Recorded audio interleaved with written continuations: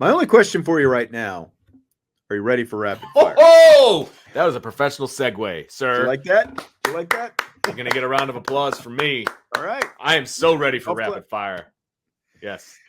Okay, so we did some wide receiver predictions at the end of last week, and one of our listeners sent us a message saying we're sleeping on Deion Colzie and KK Smith because we didn't have either of them in any of our predictions. Remember, we were trying to predict minimum 30 receptions, 500 yards. Those were the benchmarks that we were looking at, and, you know, in terms of our confidence of who would get there. So do you buy or sell that we're actually sleeping on Colzie and Smith? Huge sell. Huge sell. And here's why. You can't sleep on a senior, okay? We haven't had an opportunity, or we have had the opportunity to see Deion Colzie.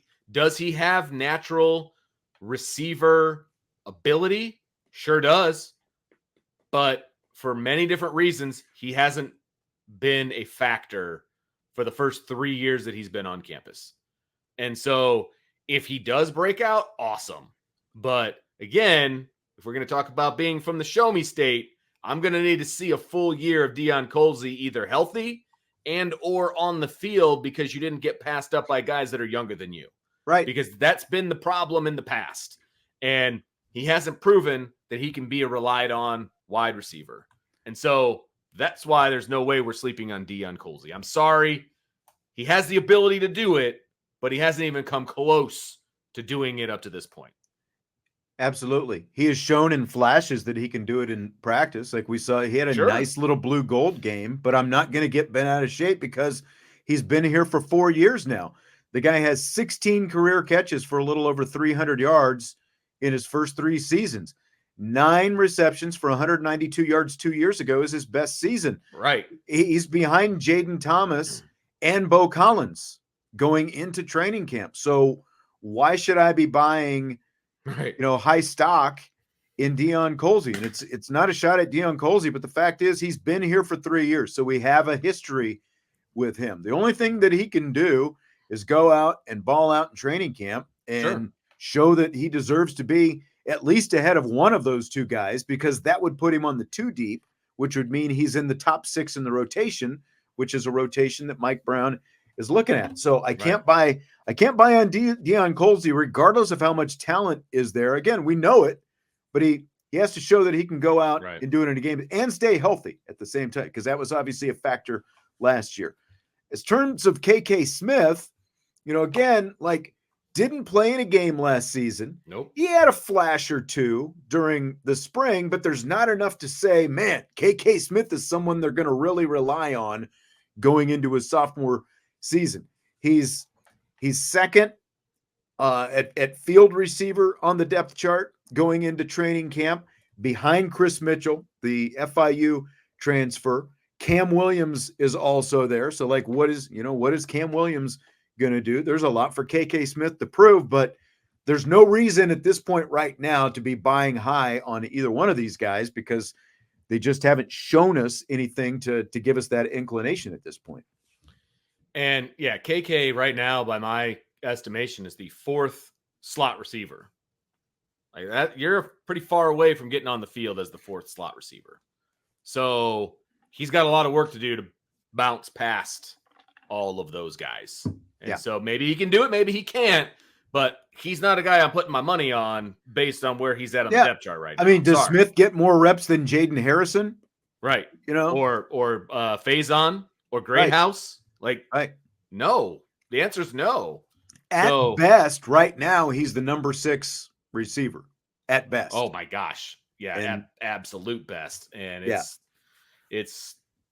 he's way past that. Yeah. Right now. Look, that doesn't take anything away from him. He didn't play all year last year because he had a shoulder injury and the whole thing. I saw him more on the bicycle on the sideline than I did in a game.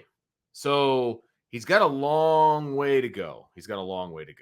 Yeah, and, in terms of production last year, Tobias Merriweather was the 6th most productive wide receiver, 14 catches, 284 yards. So, if that's, kind of use that as your barometer.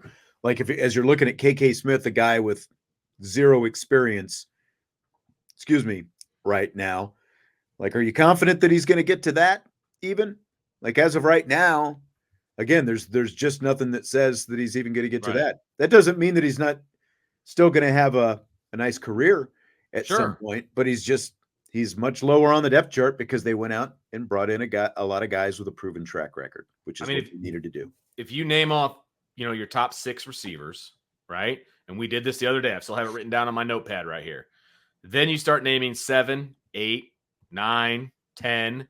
Like where does he end up? Are you going to play him before Gilbert?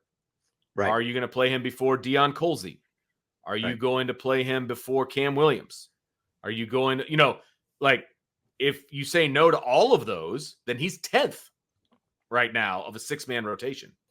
So, he's got a lot of work to do. I'm not saying he can't do it, but again, I'm not willing to put my money where that statement is. What do you think about this from Brian? He says there will not be a 6-man wide receiver rotation with Denbrock. Maybe 4 if they want to be a real offense. Oh, so you're saying there's going to be even less than 6? Yeah, this is what Brian is saying. Wow.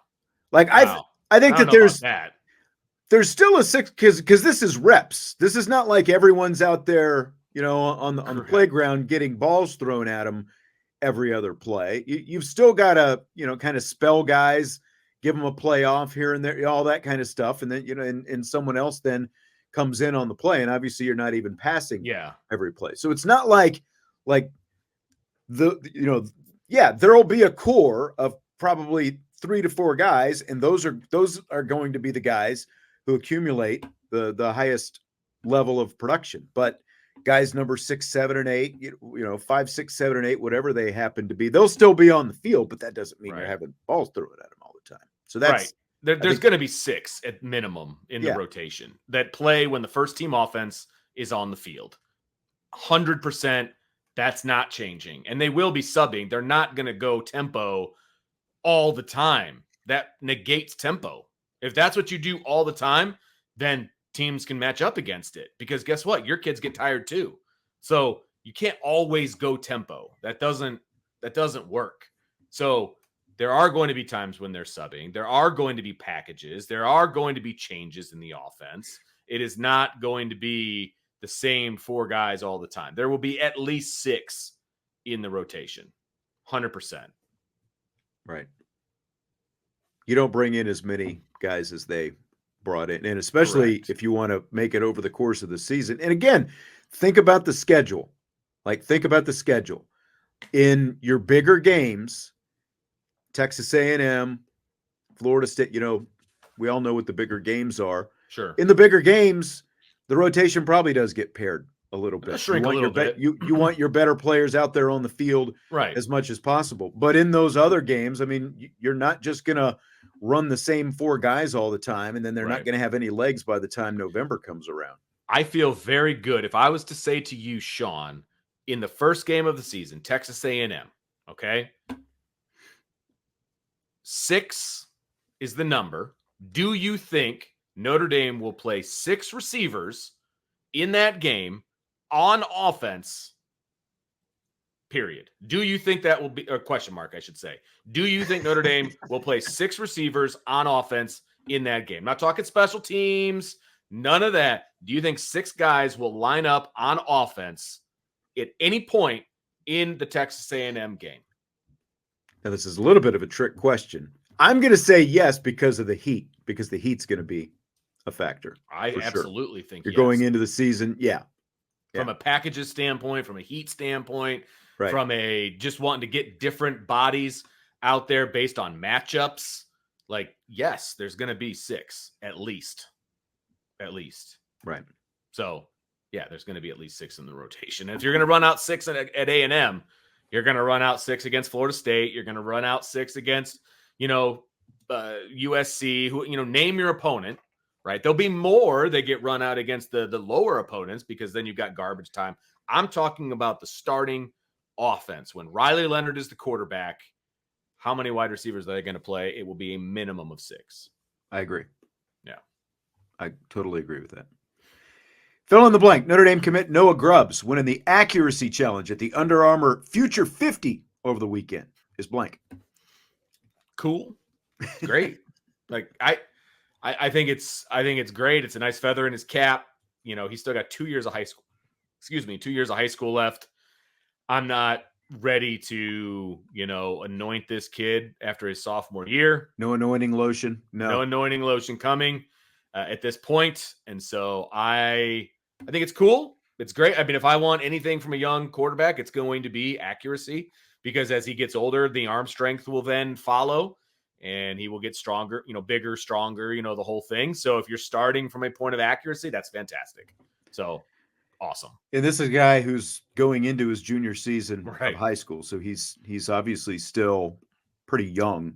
Yes. But what you want from these guys, especially once they are committed, is you want them, when they go to these events where there are other recruitable and, committed themselves players at the same position, you want them to be able to excel when they're in the same, on the same field as those guys. So yeah, it's, it's cool. It's no end all be all by any means, but the fact that it's an accuracy thing, I think, is really good as well. The more accurate, great place to start, man. But yeah, just keep shining. Just keep shining. Right. Got another year. Keep shining. Keep smiling. I like that. All right. So got another Riley Leonard comment. Another one from down at the Manning Passing Academy this weekend. This one, he's talking about 2025 commit, Deuce Knight. Always willing to learn, always asking questions. And for a guy who, like you said, might be the highest Mississippi quarterback recruit of all time, it's impressive for him to be as humble as he is and just so eager to learn. I brought him over to Fairhope to come train with me, and all he did was, kept his head down, asked questions, got his reps when he needed to get his reps, had no problem, throwing check downs. It was just, he's a great kid. All right, Vince. So does any of that say anything to you? I mean, no, not really, to be honest with you, because if he's asked about the kid who's coming to Notre Dame, what is he supposed to say? So like he's going to cut him up. No. Right. Like, I don't know. I wasn't really impressed with this kid. He was late all the time. He was late on his what is he supposed to say? He's supposed to talk glowingly about this kid. It's great that he said all those positive things. He was very specific with a couple of things that he said. That's great. I just don't put a whole lot of stock in. I just, you're right. It's not like he's going to rip him apart, but he did talk about going down to Fairhope, and Deuce was part of that group that went down to Fairhope. And when you just continue to connect all these dots with all of this Mississippi swirl that's been out there, and then you look at the fact that this running back Deere decommitted from Ole Miss over the weekend, the fourth decommitment, the second four-star not good decommitment in the last week. I just think that all this, it's a lot of subterfuge out there with Deuce Knight. Like, I just feel like this guy is locked in to Notre Dame, and the fact that you hear Riley Leonard, out there speaking so glowingly of him, even if politically maybe that's what, really the only answer that he could get. I just think that I would just be putting your fears to rest if you're a Notre Dame fan in terms of what's going on with Deuce Knight. Yeah, I've never been worried about him switching to Ole Miss. That has never been a thing. I don't think he has been all Notre Dame. It's been very obvious. He's been very outspoken about his love for Notre Dame. He's recruiting for Notre Dame. He's doing all these things, and I just don't see the extra. You know what I mean? It's all for clicks. It's, even when he's asked questions, he talks about Notre Dame. Like, he doesn't talk about Ole Miss. He just says, yeah, I've gone there. Okay. We just got done going to like 10 different colleges. That doesn't mean anything. You know what I mean? Like, I'm sorry. It just doesn't mean a whole lot. That's his in-state school. Of course he's going. Like, I don't see a problem with it, but yeah. So Vince, most of college athletics, like the governance is run by the NCAA. They have one president of the NCAA runs the entire show. College football runs a little bit differently, of course. Its championship is run by the College Football Playoff, while the NCAA sponsors the championships for all of those different sports. This is a question that I've seen floated out recently. Do you buy or sell each college sport should have its own commissioner? So you would have a commissioner of football, men's basketball, women's basketball, et cetera, et cetera, et cetera. I sell it because I bet you that there's a deputy commissioner that's in charge of every sport. I would almost bet that. That's the way it is. But are they actually making decisions for those sports? It's mostly these NCAA. So what do you mean by making decisions? Like if you're the commissioner of swimming, like what decisions are being made by the commissioner? Basically, okay, let's say swimming. I don't know what the rule change would be, but the NCAA subcommittee, whatever group is going to get together and they're going to run this vote. Right. And, this subcommittee is going to make these decisions, for the sport of swimming or baseball or softball or whatever it happens to be. Yeah, I think there should be so yeah, there might be a deputy commissioner who is at least theoretically assigned to that sport, but how much actual, input that person has in how the sport is run, I don't know. I don't want one person in charge of a whole sport. I don't want that. I want more voices than that, honestly. So it's a sell for me. I don't want one person in charge. I want more than that. So I don't like it at all. I will say that with the way things are going with football, I don't even think they should belong in the NCAA. I think they should just break off and do their own thing. And that's a whole different conversation. And there should be like a committee that's in charge of football. Like I'm fine with that. If you want to call it the college football playoff committee, then fine. But I think football should be its own separate entity. And then the NCAA should just be in charge of the other sports. And like if you're making a rule change in like track and field or something, it should not be one guy deciding that rule should be changed. It should be, there should be more voices than that. Yeah. And I mean,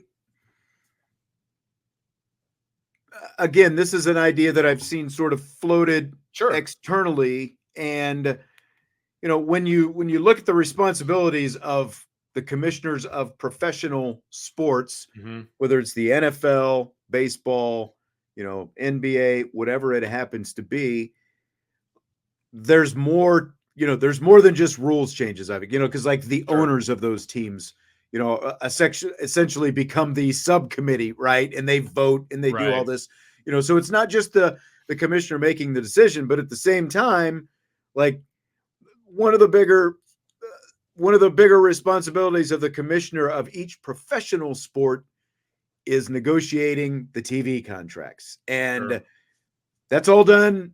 It's all completely different when it comes to college. So I don't disagree that maybe there needs to be like college football maybe needs its own commissioner since it is run so differently, but there needs to be, whether it's the university presidents or, kind of a revolving, group of presidents and or athletic directors that would need to be under that commissioner.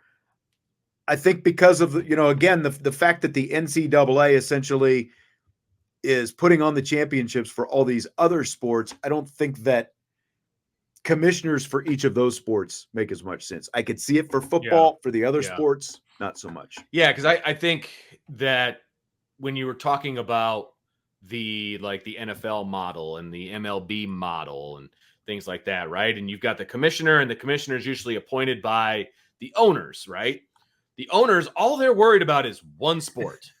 Right. I mean, that's all they're worried about. Now you've got institutions that have 28 varsity sports. Right. Like that could get very complicated for the athletic director then to be on the board or whatever for 28 different sports and be involved. Like, I think that's asking an awful lot of the individual institutions to have the best interest of every single sport, with each commissioner. Like that would get complicated and that would be a lot. Josh says schools have ADs. Why do we need a commissioner for each sport as well? Because those ADs are only worried about their school. They're not worried about every school that has swimming. They're not worried about every school that has track. You know what I mean? Like, so the priorities of an athletic director are completely different than the priorities of a commissioner of a sport. Completely different. All right, let's predict Penn State's record for the upcoming this season. will be fun. It's been a little while since we've done one. So Penn State has an over-under season win total of 9.5. Okay. Okay. At West Virginia to start things off. I think this should be a fairly competitive game. Should be, but I think Penn State wins. I do too. Bowling Green, Kent State the next week. We see any scenario where we see upsets. Shouldn't be. Should not be. All right. So now we're 3-0. Penn State's 3-0. Yep. Illinois, Big Ten opener. That's a home game. Should be a win. Illinois is not great. I agree. So now we're at 4. And then the next month gets a little bit more This is where it gets interesting. No doubt about it. UCLA at USC, at Wisconsin, Ohio State. Really the meat and potatoes of the schedule. Sure. So UCLA. Win. Concur. Yeah. New coach. They're coming over from the other coast. Mm-hmm. I think that's definitely a win. It's a home game. Yeah. Yep. We're talking about Penn State. Home game for Penn State against UCLA. Okay, so they're 5-0. Correct. Now they go to USC for the first time. So here's where the 9.5 comes into play, right? Because that means that they're going to – are they going to lose 3 or they're going to lose 2? And the next 3 weeks will kind of tell the tale as to whether that is the case or not, in my opinion, right? So going to USC at this point, you're hoping that USC, I believe, is undefeated because, if you're a Notre Dame fan, and you may not like this, but you want USC to be good, right? True. And I don't know. I'm trying to pull up their schedule here. I'll look for it here real quick. Because I do want to see what their schedule looks like going into that game. So USC. Got it. Man. So they got LSU, Utah State, at Michigan, home against Wisconsin, at Minnesota. Then they host Penn State. They could very easily be 3-2 going into that game. I think they'll have at least one loss. Yes, 3-2, 4-1. That's kind of where USC is probably going to be at that point. And then the Nittany Lions are coming cross country to play USC. It's about a pick'em game for me. Yeah. To be honest with you, I'm going to give Penn State the L here. I'm going to say USC wins. I think USC wins. Yeah, I think so too. I'm with you on that one. So now it's 5-1, and Penn State goes to Wisconsin the next week. Now think about the travel here. You're going all the way out to USC, then you're coming all the way home, and then you're going halfway across the country to Wisconsin because it's at Wisconsin, right? And Wisconsin's not going to be a slouch this year, I wouldn't think. Okay, so they've got Western Michigan, South Dakota to open the schedule. Then they host Alabama, which that should be a loss, I would think. Wow. Then they're at USC. I didn't even realize they were playing this year, to be quite honest. They're at USC. They're home against Purdue. They're at Rutgers, and they're at Northwestern before they host Penn State. Okay? So I think Wisconsin could legitimately have 2 losses in here.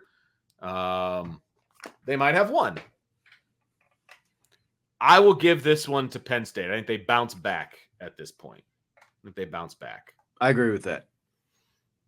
Bounce back after USC, even though it's another road game, because really this becomes, for them staying in playoff contention, that becomes a must-win, assuming that they lose at USC. And I might even amend mine a little bit and just say between USC and Wisconsin, I think they split those games, whichever order that they happen to come in. Yep. So, agreed. So they'll be 6-1 coming out of Wisconsin, hosting Ohio State with their playoff hopes still on the line, in the balance. Loss. I'm sorry, they're not beating Ohio State. I know. I don't see it. They could host them. It doesn't matter. I still think that's a loss. So now they're 6-2, playoff hopes presumably dashed, unless they're the Big Ten. They're still in the Big Ten. They can sneak into the Big Ten championship game. Yeah. Here's the thing about Penn State, and I said this when we were previewing the Big Ten the other day. Penn State would have made it into the playoff, the 12-team playoff, 6 of the last 8 years, because they live in that 9 to 10 win window every single year. You know what I mean? Like, they have all the hype in the world. They lose 2 games and they're out of the 14 playoff. They would have been in the 12-team playoff most of the time. I think that's where they're at again this year, if I'm being honest. So, no, disagree. Yeah. Here's the problem. Ooh, Sloppy Joe says they'll be undefeated going to Ohio State. Do they beat? Oh, if Penn State is undefeated. Okay, well, I'm sorry. What were you going to say, Vince? If Penn State is undefeated going into Ohio State, they still lose. But either way, they're not going to beat Ohio State. I'm sorry. It's not going to happen. The problem with the last 4 games, and I don't want to rush the situation here. No, that's okay, because I was kind of lumping them together as well as I looked at it. So they're home against Washington, at Purdue, at Minnesota, home against Maryland. If they've got 2 losses coming out of Ohio State, I think they lose one of those games. Ooh. I don't know which one. I don't think it matters, to be perfectly honest with you. I think they lose one of those games, and that puts them at 9-3, and I guess I would take the under of the 9.5. Yeah, I think that I would agree with that, because then if you've got 2 losses, you lose that Ohio State game, and that's your second loss, then all of a sudden, what is there to play for down the stretch? Because again, you might, because of how big the conference is, and who knows what's going to happen week in and out, week in, week out. But, because the SEC and the Big Ten are both going to be pushing for 3 slots each, if not a 4th, depending on what the landscape is. You know what I mean? And so, if they're 10-2, I think they get in. To be perfectly honest with you, if they're 9-3, I don't think they do. DK's coming at you. That's because Jesse's not here. I'll take it. Someone's got to pick up Jesse's slack, right? That's fine. It says when Vince speaks in absolutes, just put $10,000 on PSU over OSU. Yeah. If you put $10,000 on Penn State to beat Ohio State, you're in line to win a lot of money, because they will not be favored in that game. No. Not a chance. Egg Bacon Bizkit says Penn State never wins with the shoe under Franklin. It's actually a home game. So it's a home game. But it'll be a whiteout, I'm sure, night game. I mean, we've been waiting how many years for Penn State to be able to beat Ohio State, but they haven't. So I'm not going to bank on them this year. And yeah, I'm going to go under as well. I'm going to say a 9-3 season for Penn State. I like your logic. Yeah, I mean, and it's hard to pick out maybe where some of those losses will end up. I just feel like they'll have 3. And so one of them will definitely beat Ohio State. There's my absolute for you. And then the other 2, who knows, because it's Franklin. He's not a good coach. I'm sorry. Good for a loss. He is good for a loss. Someplace. Yeah. Okay, this is one that I saw the Dan Patrick Show use recently, and I thought it was kind of funny. If you received a championship ring, because I like the theme of you had the College World Series and the NBA champion, like the finals and stuff going on. So you had different championships. If you received a championship ring and it had an error on it, would you A, send it back and get it fixed, or B, just keep it? This is easy for me. This is an easy question. And I don't know what the argument is on the other side, but I'm sending it back to get it fixed. How often are you going to win a championship, especially at the professional level? How often is this going to happen? I want my ring to be correct. Did they make the second D little? Did they? What's the mistake? You know what I mean? If they spelled my name wrong, I'm getting it fixed. Right, 100%. It's not like they have to pronounce your name, but right. The minimum is spell the name right, whatever. Because there actually was. Did you see the Chiefs? Actually, maybe that's where they got this. The Chiefs, there was a mistake. Was there? But it was inside. You know how they put like an engraving on the inside? Yeah, they put the seeds of the teams that they played in the playoffs, and stuff like that. And there was a mistake on one of the teams, or that they played against. How does that happen? I mean, seriously, it's a good question. Those things are worth buku dollars. How does that happen? Yeah, and that one, who's actually even going to look at that, the inside of the ring, to see that? But yeah, they spell your name, whatever it happens to be. It's hey, sorry, there's a mistake on this ring. Yeah. So yeah. 100%. Like it's not like it's on the team. It is on whoever made the ring to get it right. So send it back and get it right, because it's something that you're presumably, theoretically, going to have for the rest of your life. You want it to be right. You don't want there always to be a mistake on it. Right. And Josh says most often those mistakes make it worth even more. Awesome. I'm not selling it. Right. Like, that's mine. I mean, I'm not okay. Knowing who I am as a person, if I was a professional athlete and I won a championship ring, I'm not going to find myself destitute enough to have to sell my championship ring. Those are the ones that get into circulation, are the people that blow all their money and need to sell it. I'm not selling it. Why do I care how much it's worth? That's not the point of getting a championship ring. It's like, oh, I'm going to get this appraised. I want to see how much. No, I would not sell it, Josh. So you can say I might sell it down the road. I'm not selling my championship ring, period. End of discussion. I mean, so what's a mistake? Because like when I think about this, it's like the infamous Billy Ripken baseball card. Do you remember that? Where there was an F bomb on the bat or whatever. F face or something like that. So so that card is worth more as a result, because that made it through there. Whereas if it was just a typical Billy Ripken card, it wouldn't be worth anything. But like, you're probably talking about the difference in what, like maybe $5,000 or something like that, if you're actually going to sell it down the road. Like, I don't know. I would just never sell something like that. That's just not who I am.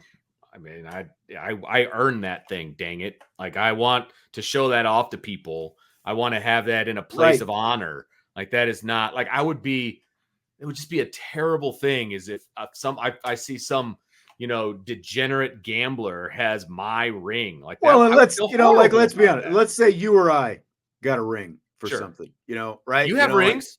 You have rings from the women's championship, right? Right. In the College World Series. Right. Yeah. And actually, like the ACC championship last year, for that matter. But what I'm saying is, but that's my point.